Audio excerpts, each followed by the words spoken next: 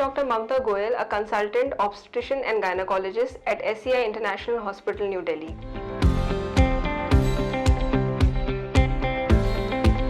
Which is a common finding seen in third trimester ultrasound of pregnancy, and it can generate a lot of myth and panic in the minds of the woman and her family. So let us clarify a few things about this cord around the neck.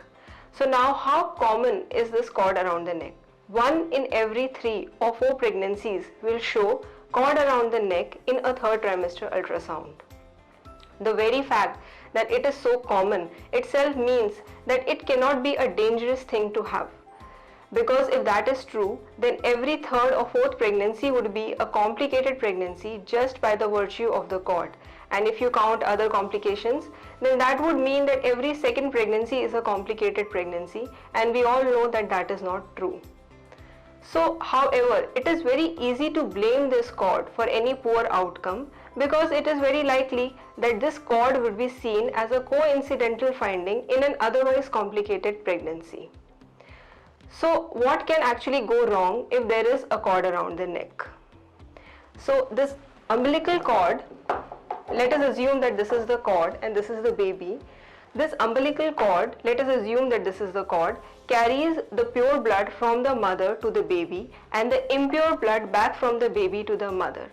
So if there is a cord around the neck, then sometimes this cord can get compressed, thereby compressing the vessels inside this cord and hampering the blood flow from the mother to the baby, thereby compromising the baby. However, I must insist that this is not a common thing to happen. Most of the loops are loose loop of cord, so this is not a common thing to happen. This also brings us to our third question. What are the different kinds of loops of cord around the neck?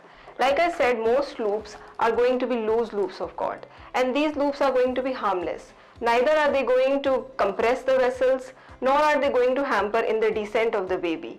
During delivery, if a loose loop is formed, it can be easily slipped out of the baby's neck and a smooth delivery is possible.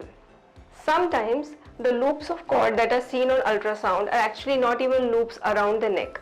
They are like this, these loops which are lying adjacent to the baby's neck and are picked up on the ultrasound and reported as loops of cord around the neck. These loops are of no consequences. Very rarely, these loops of cords can actually be a tight loop of cord, in which case the vessels in the cord can get compromised and the baby can be hampered. So now what? If actually it is a loop of cord around the baby's neck and a tight loop, what can happen? Even in those cases, there are protective mechanisms which are provided by the nature.